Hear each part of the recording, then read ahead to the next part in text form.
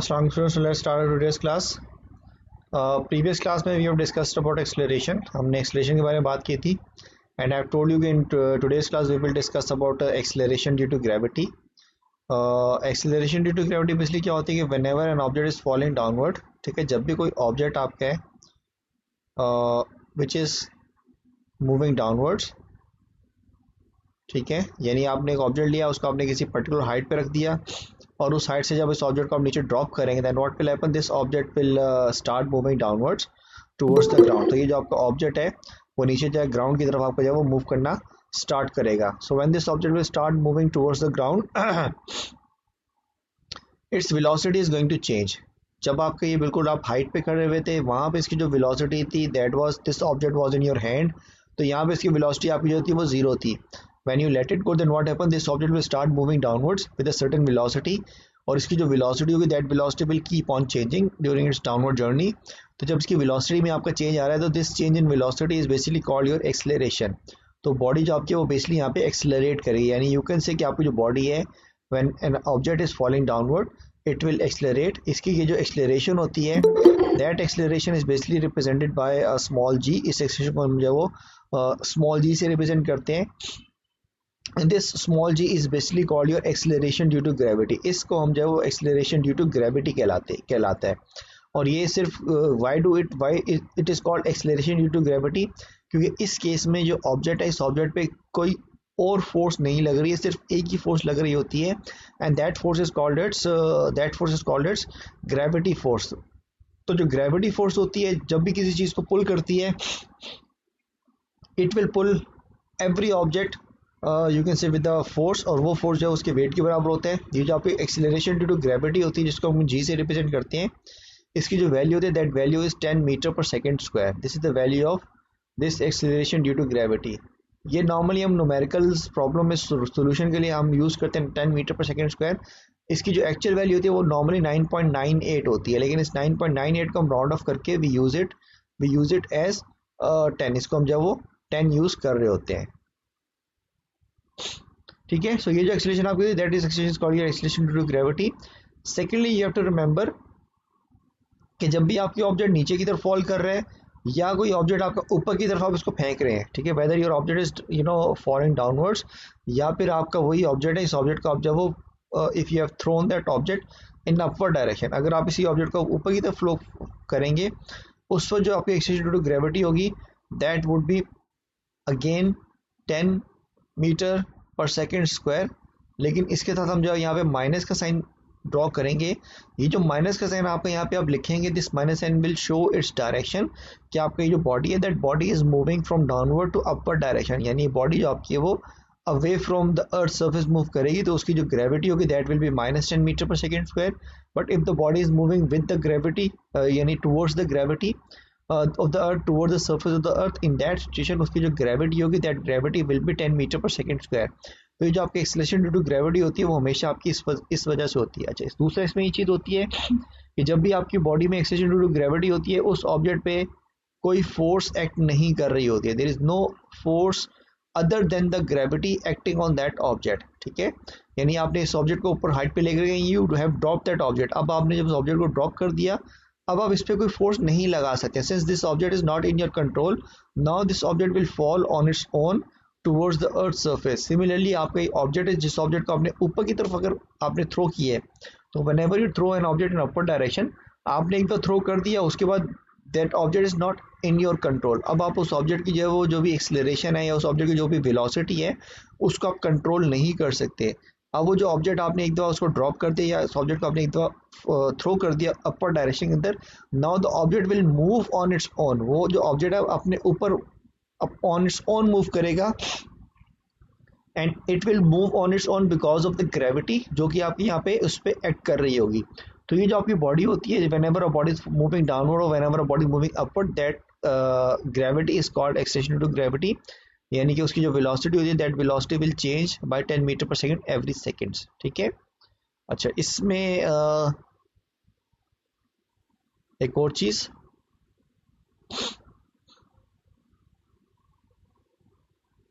Let's suppose कि मेरे पास यहाँ पे दो ऑब्जेक्ट्स हैं, ठीक है. I have two objects here, ठीक है. एक मेरे पास ये एक हैवी बॉल है and then I have this sir ji sir जितना भारी भी हो 10 मीटर पर सेकंड ही होगी। yes, no matter how heavy the object is, no matter how lighter the object is, उसका जो आपका एक्सटेंशन टू ग्रेविटी आपकी हमेशा 10 होगी। ठीक है, तो लेट्स सपोज ये मेरे पास दो ऑब्जेक्ट्स हैं, एक आपके पास एक मेटेलिक बॉल है जो कि आपका काफ़ी हैवी होता है, और एक आपके पास फेदर है। ठीक है, ये आपका फेदर है and this is your metallic ball. अगर इन दोनों ऑब्जेक्ट्स को मैं सेम हाइट से ड्रॉप करूँगा, ठीक है, if I drop the two objects from the same height, and what happen, these two objects will move downward with the same acceleration। ये दोनों ऑब्जेक्ट जो है वो नीचे की तरफ मूव करेंगे, and whenever they will move downward their acceleration will be same। और इन दोनों की जो acceleration ड्यू टू ग्रेविटी होगी, acceleration होगी, that will be 10 metre per second square. ठीक है, सेम एक्सलेशन से दोनों ऑब्जेक्ट नीचे आपके फॉल करेंगे, और इनकी जो वेलोसिटी, अच्छा सेम एक्सलेशन से नीचे फॉल करेंगे, इसका मतलब ये कि इनकी जो वेलोसिटी में चेंज आएगा वो सेम चेंज आ रहा होगा, and because of that same change in their velocity these two objects will hit the ground eight the same time. यानी कि पूरी की पूरा जो इन दोनों ऑब्जेक्ट्स का आपका जो जर्नी होगा, उस पूरे जर्नी के अंदर, पूरे जर्नी में these two objects will stay together. ये दोनों ऑब्जेक्ट जो है वो बिल्कुल जो है वो एक साथ जो है वो फॉल करेंगे until they fall to the ground। जब तक ये ज़मीन पे पहुंच नहीं जाएंगे, they will fall similarly and they will both hit the ground at the same time। दोनों जो है वो ग्राउंड को जो है वो सेम टाइम पे हिट करेंगे। ये उस सिचुएशन के अंदर है when two objects are falling freely। दोनों ऑब्जेक्ट जो आपके वो एक तो फ्रीली फॉल कर रहे हैं, दूसरा there is no opposing forces here. यहाँ पे कोई भी रेजिस्टेंस नहीं होना चाहिए, there shouldn't be any resistance, कोई रेजिस्टेंस नहीं होना चाहिए। यानी कि in other words you can say कि जब ये दोनों ऑब्जेक्ट फॉल करेंगे वैक्यूम के अंदर, ठीक है, when these two object will fall in a vacuum, तो they will fall in a vacuum like this. Vacuum में they will fall like this कि दोनों जो ऑब्जेक्ट हैं, आपका जो हैवी ऑब्जेक्ट है और आपको जो लाइटर ऑब्जेक्ट है, both these objects will fall at the same speed and they will hit the ground eight the same time in vacuum. Practically आपने देखा होगा कि प्रैक्टिकली अगर आप अभी करें, अगर आप अपनी क्लास में अपने घरों में एक्सपेरिमेंट परफॉर्म करें, आप एक हैवी ऑब्जेक्ट ले लें और अगर आप फेदर ले लें, और अगर आप अपने घरों में एक हैवी ऑब्जेक्ट को और एक फेदर को अगर आप ड्रॉप करेंगे, then you will note it down कि आपको जो फेदर होगा that will be falling slowly. Feather जो आपका है वो स्लोली फॉल कर रहा होगा, लेकिन आपको जो बॉल है, metallic ball, that will be falling at a faster speed, it will be having more acceleration. तो ये जो आपका फेदर जो है वो स्लोली फॉल कर रहा था, वो फॉल कर रहा था because of these resistance forces, जो कि मैंने आपको यहाँ बताई थी कि नहीं होनी चाहिए। रेजिस्टेंस फोर्सेस जो आपकी होती हैं वो वैक्यूम के अंदर नहीं होती हैं, लेकिन एयर में जब भी कोई ऑब्जेक्ट आपका फॉल करेगा तो एयर में they will be having you know कि आपकी जो है वो रेजिस्टेंस आपकी ऐड कर रही होगी, तो जिसकी वजह से आपको जो फेदर है it will be falling slowly in air, whereas the metallic ball will be falling fastly। metallic ball जो आपका है वो फास्ट मूव कर रहा होगा आपका इसका। ठीक है, तो नॉर्मली हम बात करते हैं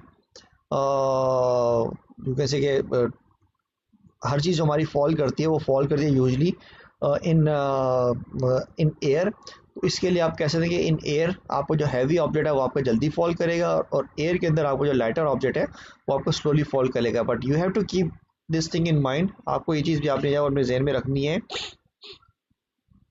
कि आपको जो वैक्यूम होता है, वैक्यूम में whether you have a heavy object और you have a lighter object, both the object will fall at the same speed. दोनों जो आपके ऑब्जेक्ट है वो सेम स्पीड से जो वो फॉल करेंगे। ठीक है, so this is how we can say कि आपको जो दो ऑब्जेक्ट्स हैं, whether you have a heavier object और you have a lighter object, both object will fall to the ground with the same speed. Yes, any question, beta? Anyone?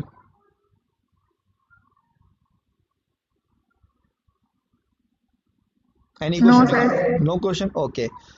So let's continue this topic। अच्छा, जो next terminal topic हम आज करेंगे that will be your terminal velocity.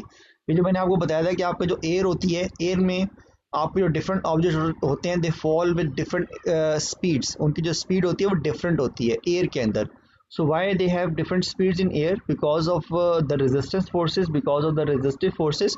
और ये जो आपकी resistive forces होती हैं, these resistive forces are basically your air resistance। यहाँ पे जो आपकी resistance आपकी यहाँ पर होती है, that resistance is called your air resistance। So let me explain it with the help of a diagram. So let suppose कि मेरे पास एक ये ऑब्जेक्ट है, ठीक है. This basically an object. This object is falling downward in downward direction. So इस object का जो वेट है, इस ऑब्जेक्ट में बेसिकली दो फोर्सेस यहाँ पर एक्ट कर रही होंगी. If this object is falling in air, so इस ऑब्जेक्ट के ऊपर आपके पास जो है वो दो फोर्सेस जो है वो आपकी एक्ट कर रही होंगी. एक जो फोर्स होगी that will B its weight. One force will be its weight. That wait will be acting in downward direction, जो कि डाउनवर्ड डायरेक्शन में एक्ट कर रहा होगा. और जब भी आपका ऑब्जेक्ट डाउनवर्ड डायरेक्शन में एक्ट कर रहा है इन air, so what will air be doing? Air will be opposing its motion and air will be applying force on this object in upward direction. तो air जो इस पे force लगाएगा in upward direction में, that force will be called its resistance. वो force जो है वो force इसकी जो वो resistance कहलाती है. That force is called its air resistance. तो usually starting में just when the object is just start falling, जब आपका object ने गिरना बिल्कुल start किया, उस situation में जो डाउनवर्ड वेट होगा that downward weight will be greater than the upward air resistance. तो डाउनवर्ड वेट आपका ज्यादा होगा, तो इसका मतलब क्या होगा? Your body is going to accelerate initially जो आपकी बॉडी है वो दैट विल एक्सेलरेट. और initially when it was rest के ऊपर था, इसकी वेलोसिटी आपके पास 0 थी, ठीक है. आफ्टर 1 सेकेंड्स, ठीक है, after a time interval of 1 second, इसकी जो वेलोसिटी थी that velocity will now become, how much it will become after 1 second? इसकी acceleration 10 metre per second square है. तो 1 सेकेंड के बाद बॉडी की वेलोसिटी क्या होनी चाहिए? After 1 second its velocity will be 10 metre per second, ठीक है. 1 सेकेंड के बाद सिंस उसकी velocity, I have told you ना कि इसकी एक्सेलरेशन कितनी है, इसकी एक्सेलरेशन आपके पास है 10 metre per second square. This means that इस acceleration, its velocity is changing every second by 10 metre per second, यानी हर सेकेंड के बाद इसकी वेलोसिटी में जो है वो 10 मीटर पर सेकेंड का चेंज आएगा.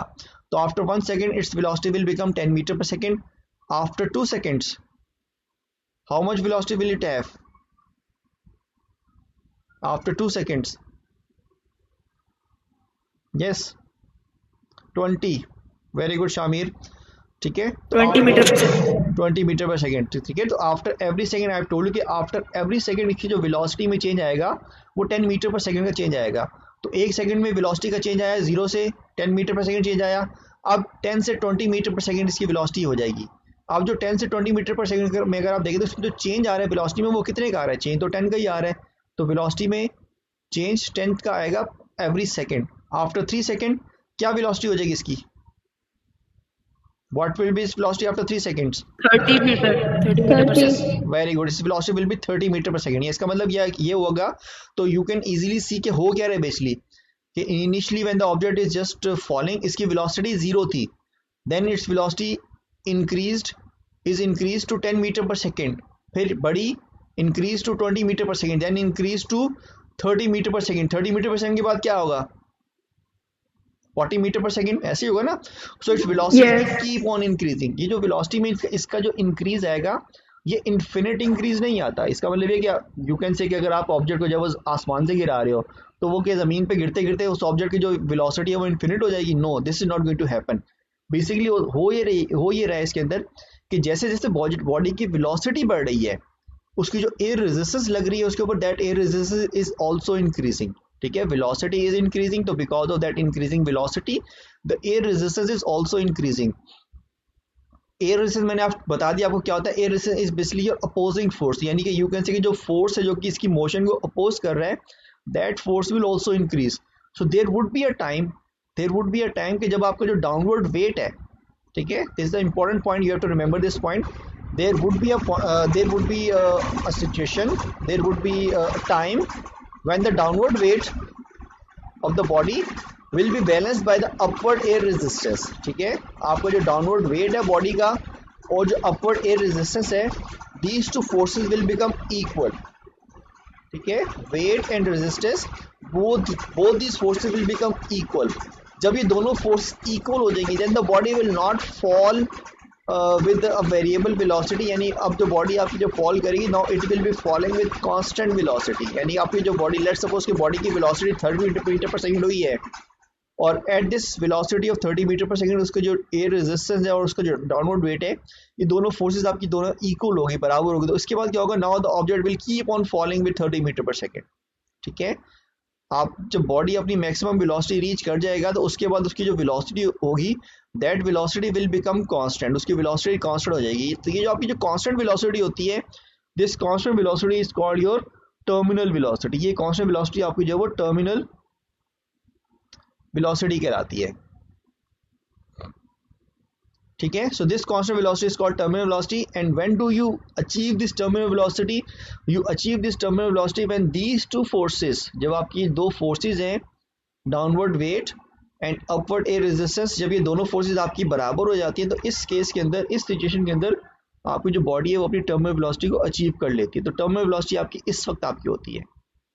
ठीक है, every object has its own terminal velocity, her object की जो है उसकी टर्मिनल वेलोसिटी अलग होती है। मैंने आपको लास्ट एग्जांपल दी थी कि आपके पास एक हैवी ऑब्जेक्ट था and you have a feather, आपके पास एक फेदर था। मैंने आपको बताया था कि फेदर जो आपका होता है उसका मास क्या होता है, उसका मास आपका बहुत कम होता है। तो फेदर जो आपका होता है वो टर्मिनल वेलोसिटी जल्दी रीच कर जाता है। यू मस्ट हैव नोटिस किया, जब भी आपका फेदर गिर रहा होता है एयर के अंदर, तो फेदर जो आपका होता है it is falling slowly. Feather जो आपका है वो बहुत ही स्लोली जो है वो फॉल कर रहा होता है। तो फेदर आपको जो वो स्लोली फॉल कर रहा है, फेदर आपका स्लोली फॉल कर रहा है because it has reached its terminal velocity more quickly as compare to you can say कि आपका जो हैवी ऑब्जेक्ट है।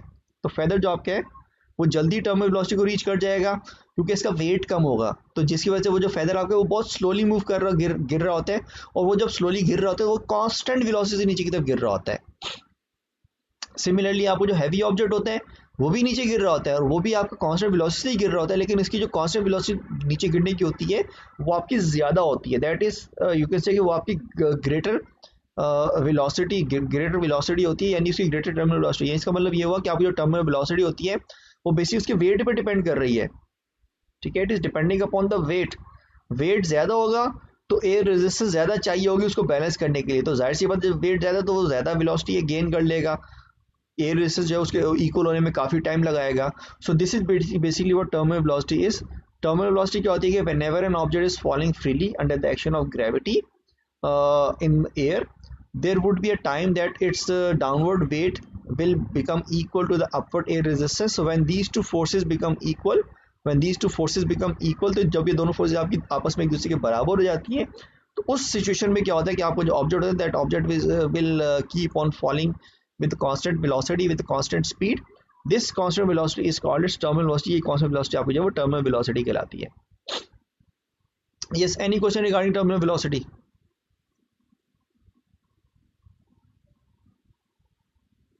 Yes, anyone? Sir, can you say it again? Okay. Terminal velocity बेटा क्या होती है कि जब भी कोई ऑब्जेक्ट आपका वर्टिकली फॉल कर रहा होता है, तो इनिशियली अगर आप वो वैक्यूम में फॉल कर रहा है तो वैक्यूम में क्या होगा कि वैक्यूम में एयर रेजिस्टेंस नहीं होगी, there won't be any opposing forces.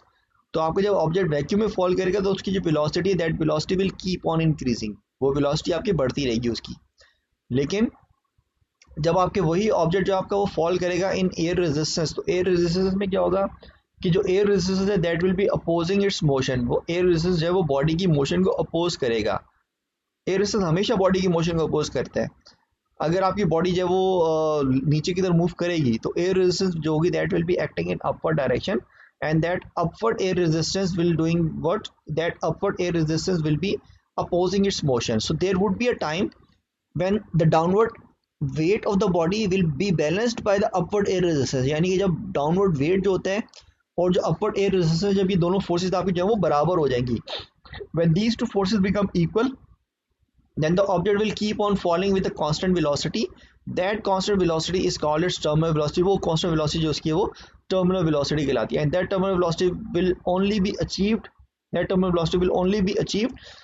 when an object is falling under the action of gravity in air, in the presence of air.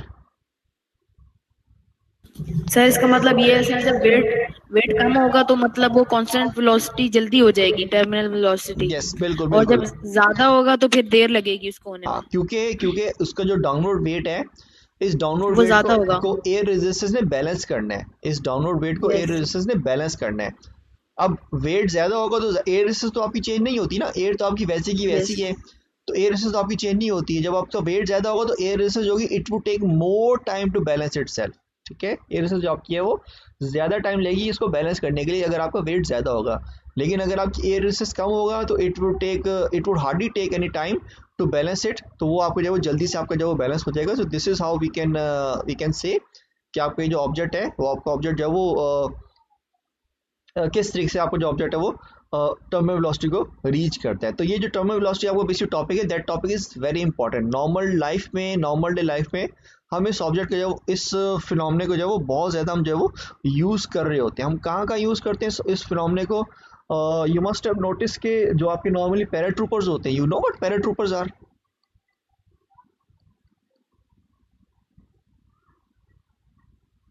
आपको पता है बेटा पैराट्रूपर क्या होते हैं? No sir. Have you heard of sky diving? Yes yes yes sky diving क्या होती है बेटा? वो जो ऊपर से जहाज से गिरते हैं और फिर यस, जहाज पैराशूट से जो खोलते हैं। वो जो लोग गिरते हैं, वो गिरते होते हैं ना, जो लोग होते हैं उन लोगों को हम पैराट्रूपर कहते हैं। We call them paratrooper. यानी कि they are basically using their parachute to fall to the ground. तो ग्राउंड में फॉल करने के लिए they are using their parachute basically. So वो जो पैराट्रूपर्स नॉर्मली होते हैं तो what basically they are doing, they are falling safely on the earth. वो बिल्कुल सेफली जब वो जमीन पे लैंड करते हैं। ऐसा होता है कि नहीं होता? ऐसा होता है कि नहीं होता है, होता है ना? ऐसे ही होता है सर। वो जो पैराशूट होता है ना, उसकी Yes. जो रेजिस्टेंट होती है ना, वो एयर को सर प्रेशर मतलब कम मिलता है, फिर वो आहिस्ता आहिस्ता नीचे आता है। Very good. जब वो पैराशूट नहीं खोलते तो क्या होता है? सर फिर तेज आ रहा होता है, हाँ, फिर yes, बंदे very का good. मतलब वेट ज्यादा होता है ना, कांस्टेंट नहीं हाँ, हो रहा होता वो। यानी कि बढ़ जाता है। बंदे का वेट कम होता है, बंदे का वेट ज्यादा होता है, और बंदे को जो एरिया होता है वो एरिया भी जो है वो आपका क्या होता है? कम होता है। एरिया भी जो उसका वो कम होता है, जिसकी वजह से क्या होता है, जो एयर रेजिस्टेंस होती है वो कम लग रही होती है उसके ऊपर। तो वो जो पर्सन जो होता है वो पैराशूट ओपन नहीं करता है, एंड बिफोर ओपनिंग पैराशूट जो पर्सन आपको नीचे की तरफ फॉल कर रहा होता है, तो उस सिचुएशन में वो टर्मिनल वेलोसिटी को तो रीच करता है, लेकिन उसकी जो टर्मिनल वेलोसिटी होती है वो ज़्यादा होती है। It terminal velocity is greater, वो टर्मिनल वेलोसिटी बहुत ज़्यादा होती है। तो अगर वो उस टर्मिनल वेलोसिटी से ज़मीन पे लैंड करेगा ना, उसको कुछ भी नहीं बचेगा, उसको वो बेचारा पूरी ज़मीन पे फैल जाएगा, स्टिकर बन जाएगा ज़मीन के ऊपर गिर के। तो normally what that person do, that person opens up it's parachute. जो पैराशूट को ओपन करते तो पैराशूट से होता क्या है? पैराशूट से क्या होता है कि जो एरिया बढ़ जाता है, उस पर्सन का जो एरिया होता है, यू नो कि आपका ये पैराशूट तो कितना, यू कैन से कितना खुला होता है, कितना बड़ा आपका पैराशूट होता है। तो पैराशूट से क्या होता है कि वो एरिया बढ़ा देता है, जिस एरिया के ऊपर एयर रेजिस्टेंस लग रही होती है। पहले तो एयर रेजिस्टेंस सिर्फ उस बंदे की बॉडी के ऊपर लग रही होती है, लेकिन जब वो पैराशूट खोलता है तो एयर रेजिस्टेंस जो होती है वो पूरे पैराशूट के ऊपर लग रही होती है। और ये जो एयर रेजिस्टेंस होती है, that air resistance is acting in upward direction. ये एयर रेजिस्टेंस आपकी ऊपर की तरफ लग रही होती है, जिसकी वजह से क्या होता है कि उस पर्सन की जो वेलोसिटी होती है, फॉलिंग वेलोसिटी होती है, वो फॉलिंग वेलोसिटी कम हो जाती है, बिकॉज एयर रेजिस्टेंस जो होती है वो यहाँ पे आप इंटेंशनली जो है वो एयर रेजिस्टेंस आप बढ़ा देते हैं, ताकि जो आपका जो पर्सन है that can land safely on the ground, ताकि जो पर्सन आपके वो जमीन के ऊपर जब वो सेफली जब वो लैंड कर सके। ठीक है। और आपने अक्सर मूवीज में भी देखा होगा, you must have seen paratrooper as well, जब वो पैराशूट खोलता है तो पैराशूट खोलते उसको फौरन से झटका लगता है, उसकी स्पीड में फौरन से बहुत रैपिडली जब वो चेंज आता है, बहुत रैपिड कमी आती है स्पीड के अंदर। और वो रैपिड में जब स्पीड में कमी आती है, उस पर फिर वो जो पैराट्रूपर होता है वो उसी स्पीड से जब वो ईजिली जो है वो आपका वो फॉल कर रहा होता है, बिल्कुल उसी स्पीड से आपका फॉल करता रहता है। अच्छा, अगर हम इसका ग्राफ प्लॉट करें, ये this graph is also important. If we plot graph of terminal velocity, अगर हम टर्मिनल वेलोसिटी का ग्राफ प्लॉट करें तो ग्राफ जब भी हम आई थिंक वी प्लॉट करते हैं उसके लिए हमें एक्सेस लेने होते हैं। तो we have our X axis and we have our Y axis. तो वाई एक्सिस पे हम जब अपना वेलोसिटी लेते हैं, ठीक है, वाई एक्सिस पे we will take our velocity, और एक्सिस पे हमने जब अपना टाइम ले लेते हैं। तो टर्मिनल वेलोसिटी का जो ग्राफ आपको होता है, that graph is like this is what is the graph of terminal velocity. ये आपका ग्राफ है टर्मिनल वेलोसिटी का। अभी ये टर्मिनल वेलोसिटी ग्राफ क्या शो कर रहे हैं कि टाइम बढ़ रहा है, बॉडी की वेलोसिटी बढ़ रही है, and there would be a time कि जो बॉडी की जो velocity, that velocity will become constant. ये जो वेलोसिटी आपकी यहाँ पे कांस्टेंट हो जाती है, that is called as terminal velocity. ये इसकी जो है टर्मिनल वेलोसिटी कहलाती है। और ये टर्मिनल वेलोसिटी कब होती है? जब उसका जो वेट है वो बराबर हो जाता है एयर रेजिस्टेंस के। वेट और रेडिएशन जब आपस में बराबर हो जाते हैं तो ये आपकी टर्मिनल वेलोसिटी हो जाती है। तो ये जो ग्राफ मैंने अभी आपको ड्रॉ किया हुआ है, this is the graph of you can say कि नॉन लिविंग थिंग। और ये जो टर्मिनल वेलोसिटी आपकी ये ज़्यादा आपकी होती है। लेकिन अगर आपका एक पर्सन है, पैराट्रूपर है, जब वो एरोप्लेन से छलांग लगाता है और जब वो पैराशूट अपना ओपन करता है तो उसकी जो terminal velocity before opening parachute, उसकी टर्मिनल वेलोसिटी आपकी ज़्यादा होती है as shown in the graph. लेकिन जब वो इस पॉइंट के ऊपर जब वो अपना पैराशूट खोल लेता है तो पैराशूट खोलने से क्या होता है, अचानक से उसको झटका लगता है, उसकी स्पीड में, वेलोसिटी में रैपिड चेंज आता है, रैपिड कमी आती है, एंड देन उसकी जो स्पीड होती है फिर कम हो गए दोबारा से कांस्टेंट हो जाती है। तो ये जो आपकी टर्मिनल वेलोसिटी आपकी यहाँ पे बन रही है, रेड वाली terminal velocity, that is also terminal velocity, and this terminal velocity is after opening the parachute. तो इसमें यू कैन इजीली सी के बिफोर ओपनिंग द पैराशूट जो टर्मिनल वेलोसिटी है that is higher terminal velocity, that is a greater terminal velocity, and after opening the parachute जो terminal velocity है, that terminal velocity is you can say smaller terminal velocity, lesser terminal velocity। तो ये अगर वो इस less terminal velocity जब वो land करेगा person, so he will land safely on the ground। लेकिन अगर वो high terminal velocity से लैंड करेगा then that would be very harmful for him, वो इसके लिए जो बहुत खतरनाक होगा, and he can instantly die if he land with high terminal velocity। तो ये आपकी जो है this is the graph of terminal velocity, this graph is also important, ये you must have seen in your papers पास में। इस तरह के आपके जो वो बहुत सारे ग्राफ जो है आपको नजर आ रहे होंगे।